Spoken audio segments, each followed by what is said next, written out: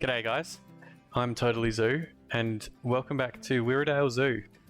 So today we finally get started on the first habitat of the zoo, which is a surprisingly difficult decision to make because I need to take into account that realism aspect that we've talked about previously. And then trying to think about exactly what that will entail can become a bit of a tough question, because if you walk into a zoo, you're not going to see a lion straight away. But at the same time, most zoos that I've been to at least tend to have areas that focus on different species from a certain region. For example, there might be an Asian region or a water-based animal region, or it could be anything along those lines. So we needed to come up with an animal that maybe won't go into one of those themed areas, but also isn't one of the big ticket items that you probably put a little bit further into the zoo. So there were a few. I considered meerkats. They tend to exist in a lot of different places, but I thought that one of the staples of a zoo that is really cool to see and is not necessarily the biggest drawer of the zoo would be the giant tortoises. So for no particular reason, I chose the Galápagos tortoise over the Aldabra one. We'll have to find where the Aldabra goes at a later point, but yeah, I got into the Galápagos tortoise for this one. So with that in mind, I got to work reading about caring for the Galápagos tortoise and giant tortoises in general.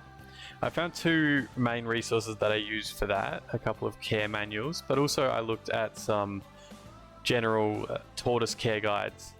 So there are a few things that you need to account for. One of them is temperature. So what we're working on at the moment is an indoor area that these tortoises can go in if it gets too cold or too hot. There are also some areas that we'll work on later that apply if it's too hot, probably not so much if it's too cold. So this area is a nice indoor area with a dipping pool that they can go into and a few bits and pieces where they can eat, and a nice viewing area for the guests as well.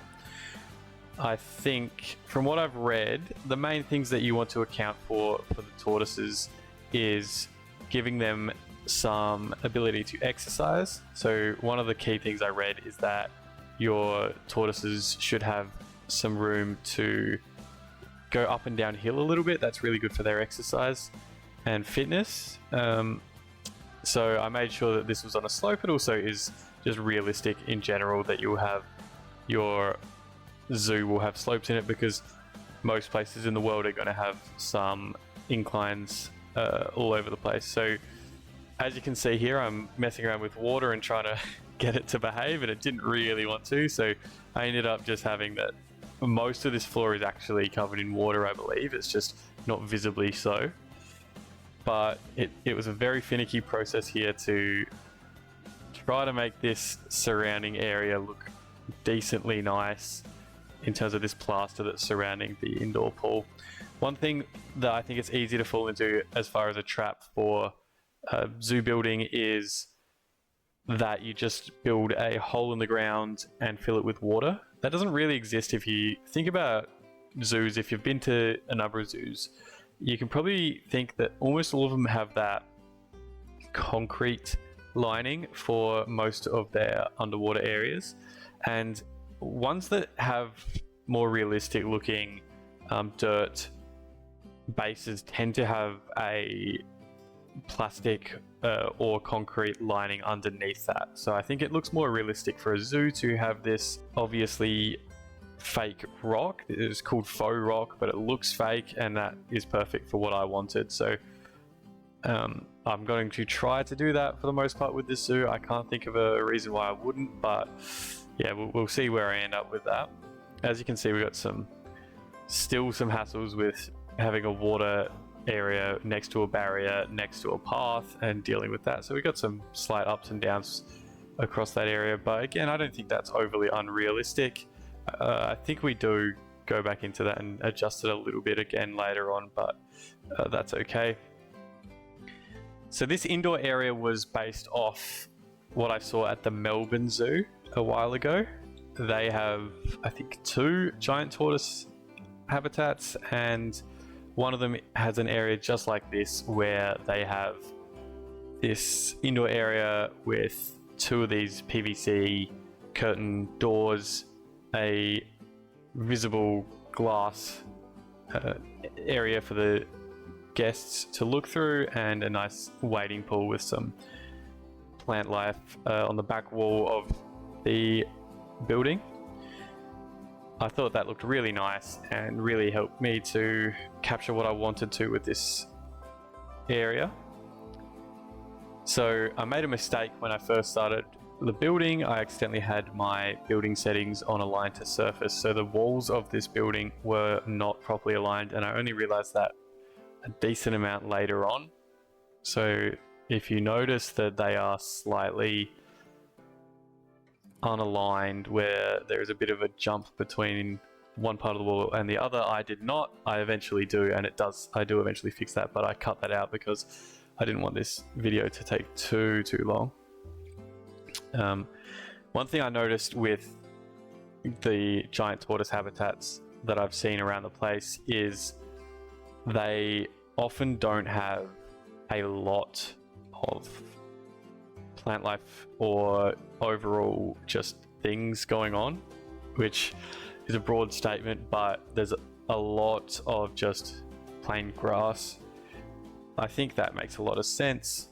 A lot of plant life the tortoises would eat, and they don't necessarily need a whole lot of enrichment either. So I did want to give them a decent amount of space. I think I've gone well over what they need to as far as what the game says they need, but I think this zoo has more than enough space available to dedicate a little bit of extra space to these animals.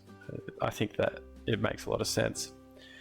So I was doing my best to avoid letting those little bits of dirt stick through from the terrain, but then I actually decided that I quite liked the way it looked.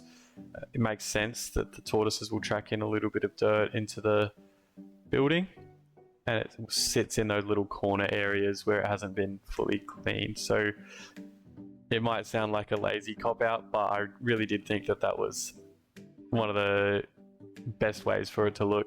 I did this lining here with these marquee supports. I changed my mind on that later and got rid of them as well. I think this is a really handy thing to think about when you are building, that if you try something, you may change your mind, and having the ability to go back on those original decisions can really pay off. Sometimes you think you've got a fantastic idea, and for some reason or other it doesn't end up looking the way you wanted it to, and sometimes you feel obliged to stick with it or to throw something together that makes it semi-work the way you wanted it to. Often it's good to think on the fly a little bit. So a good mix between planning, thinking about exactly what you want it to look like, and then improvising when it doesn't quite work out. I really liked these basket type things. This is one of the simple tricks that you can use when building a habitat. Obviously there are actual feeders in game, but having your own ones I think really can go a long way. They can look really good, and having the ability to custom build them does quite a lot. I opted to go for a custom fence here with the null barriers. A little bit of it got cut out, unfortunately, but a really basic thing with these fences was just to go slightly variable height. What I messed up on with these was colors, and as you can see here, I chucked in a little clip of it when I was trying to fix them and just let their colors alternate a little bit. Having very small variation in color doesn't take a huge amount of effort, especially since I'm copying and pasting them a lot, but it does go a long way. And actually go back and change a little bit more there as well, where I opt to give them a slight variation in position. So in this, they're in a perfectly straight line, and after a while I realized I didn't love that. As you'll see, I'll go back and change that. So today's building tip, I thought I'd go into one of the best tips that I've seen as far as trying to build a nice looking zoo habitat is, again, going back to that realism thing that we talked about in the last few episodes. So when you think about realism with the zoo, I think it's really easy to think about that from the animal's point of view and trying to give it a realistic, real world habitat that it can live in. But sometimes it's easy to fall into the trap of being too realistic. Zoos are not real life, as in what I should say is zoos are not capturing the perfect habitat that exists in the real world. They are giving a replication of that habitat that is man-made and is not exactly what it is out in the wild. So, stating the obvious, of course, but it's really easy to fall into that trap of going way over the top with way too much realistic foliage and too many rocks, or having zero man-made elements in your zoo.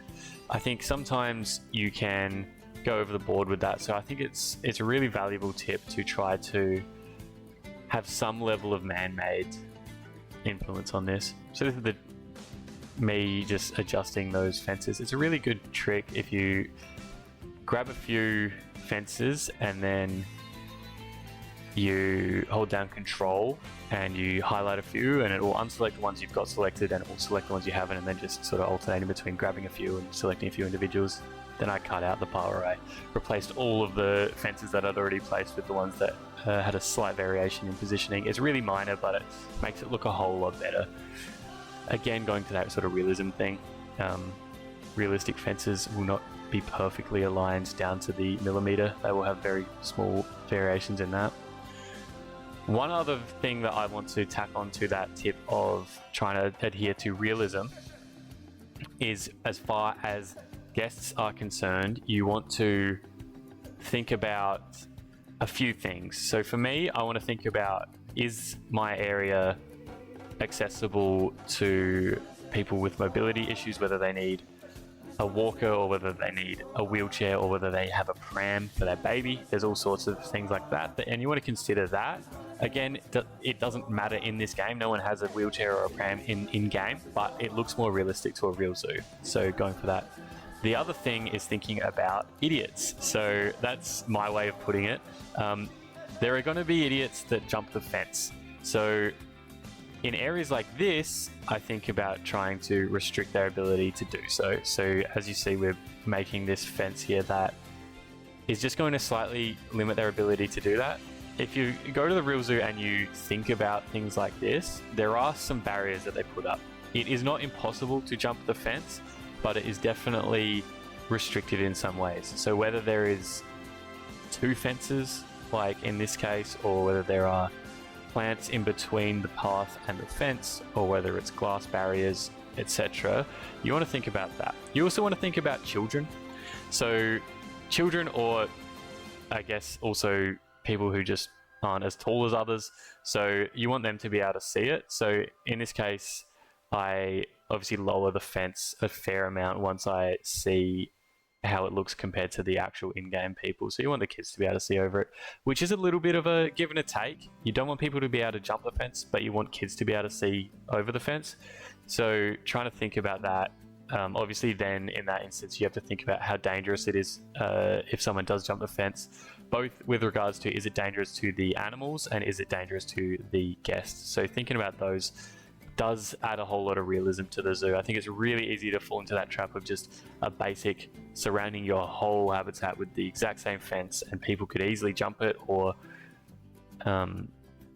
otherwise have zero areas that have some restricted view. There are almost all habitats in a zoo are going to have areas that you can't see through.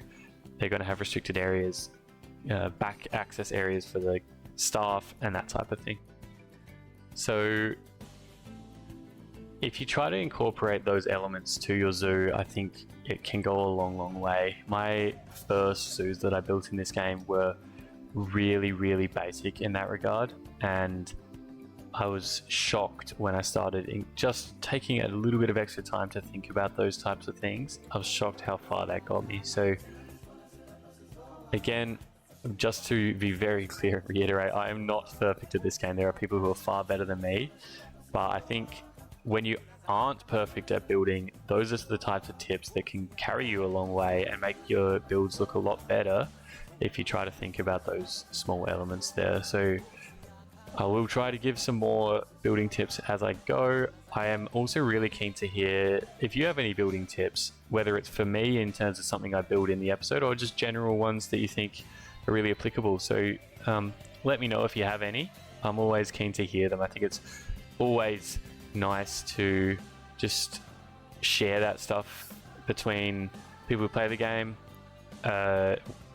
as either as constructive criticism or as just general tips that can maybe be used for someone in the future.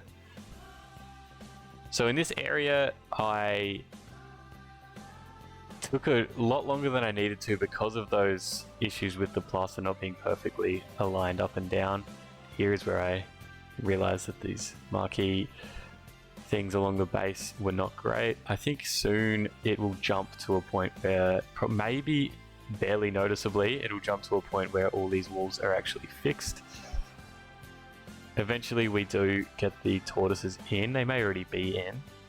They are stuck on pause for quite some time once they arrive. I did find it quite funny. I was trying to film some footage at the end of the episode just as showing the tortoises living in the habitat, and boy, they're slow. I was putting it on 3 times fast forward just to try to get some good footage of them moving around the habitat, and they take forever to go anywhere. It's really, really difficult. It took me close to an hour to get a little bit of footage of them just in different areas, but I guess it makes sense. They are giant tortoises. They don't exactly move with a whole amount of speed. So I've seen some different opinions with regards to building different flora into your zoo. So obviously we've talked about the fact that my zoo is in Australia. So you may have a priority to just do the Oceanian plant life in the zoo. The issue for me with that is I think that we're really limited on the actual options for flora in the game.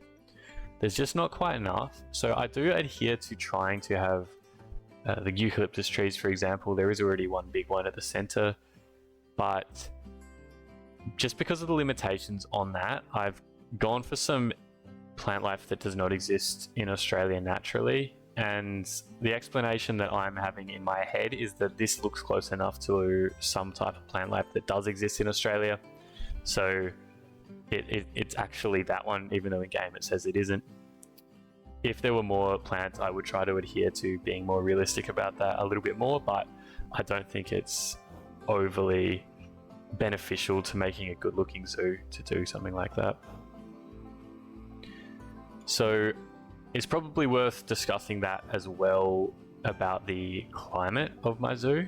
So Wirradale is a fictional location, but it's somewhere in a temperate area of Australia. So in a real, in the game at least, in a real temperate zoo, it's going to snow. But in Australia, there are very few places that snow, even in temperate areas. So I'm thinking this is somewhere around near Melbourne, maybe, which has a fairly mellow temperature range. Now, it can obviously get quite hot, and we're going to account for that with all our habitats, as we've done in this one. So if it gets really hot, the species can come inside. They've got sprinklers, they've got water areas to keep them cool. But and likewise, by the way, if it's a species that's likely to get too cold, they'll have areas that they can go to warm up, like this heat lamp that we're placing. But overall, I think that's something that we'll explain away in general to say that this zoo is almost year round. It's somewhere around what it is now, which is 26 degrees Celsius. That's because we're on sandbox mode and I can just set it to always be at 26 degrees. But from a more realistic point of view, this will probably be reaching highs of about 35 degrees and lows of about 5 to 8 degrees Celsius. So we want our species to remain comfortable within that range. Species that will not be comfortable living year round at around 26, we'll have to account for that and give them spaces, large spaces, to exist indoors. I wanted to have something of a center area for this habitat, so that's what I'm doing with this rocky area. That just helps create a distinct separation between that upper building and the lower viewing area for the guests. I didn't love the way it looked, and later on, as you'll see, we get rid of some of the top area and just build a man-made fence, and that sort of harks back to what I was talking about. Sometimes it's okay to make it man-made. Sometimes that makes it better. It looks realistic to a real zoo. The only reason I have any fencing at all there is because I think these tortoises, I'm not sure how smart they are overall and whether they're likely to fall off the edge there, so you don't want them to do that. So just making sure that they don't with that. This is super common in Australian zoos, and I'm not sure how common it is worldwide, but having these bamboo areas that block off viewing areas out the back is really something that I see a lot of. So we'll probably have areas for that for the guests to go through as well, but I thought this would be a really nice place to put it, to have staff access areas so people can't see behind what's going on there. This is another area I added.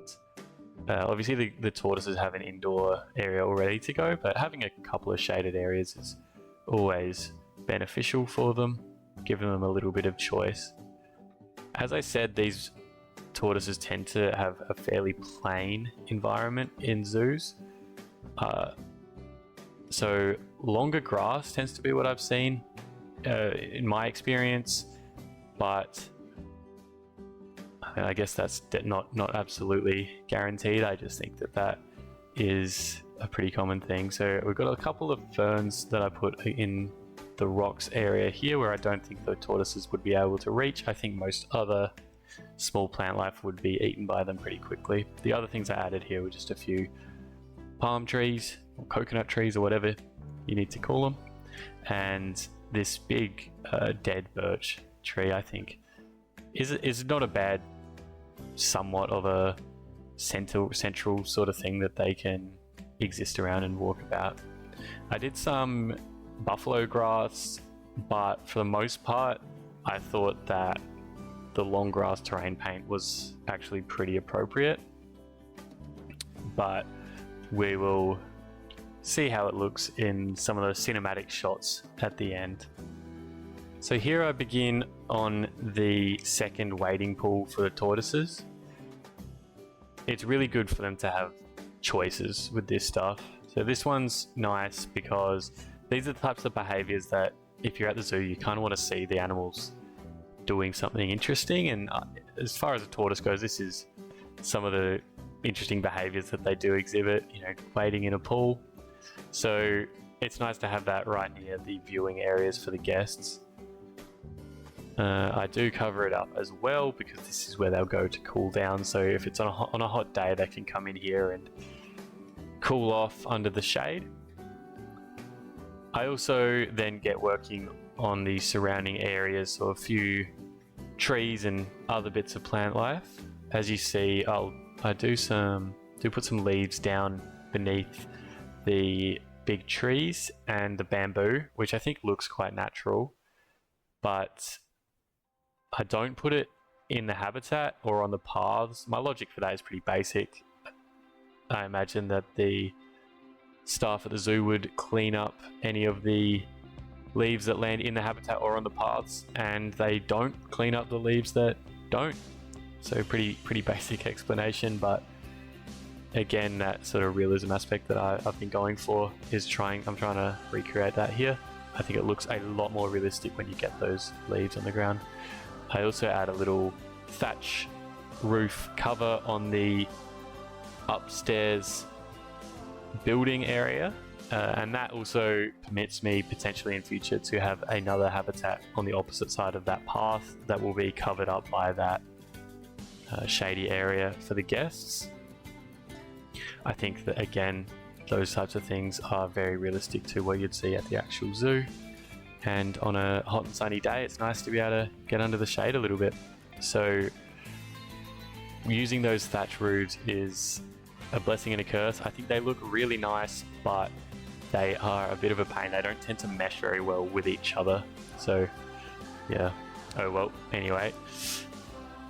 The other thing I do, I built a nice little shed in the staff area out the back. I thought it actually worked really well to have an area where obviously the staff will access some tools. There's a rake in there for all the leaves that are going to be falling everywhere from the bamboo, but also just some general things that they might use to take things in and out of and clean up inside the tortoise exhibit.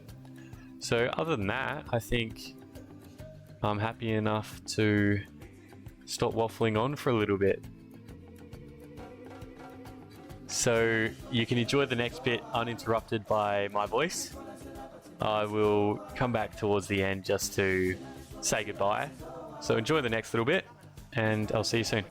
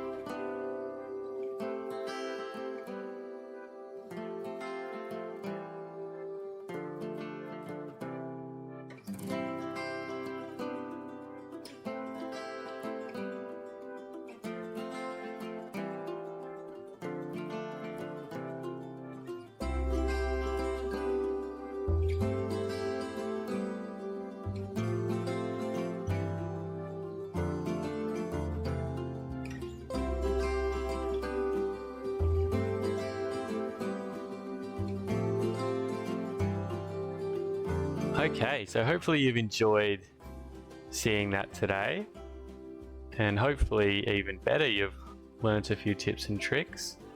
And like I said, if you've got any of your own, please do share. If you have enjoyed what you've seen today, consider subscribing. I do plan on spending quite a bit of time on this zoo, so hopefully you'll feel like you'd like to come along and see the growth of it over time. And otherwise, thank you for watching. We'll see you next time.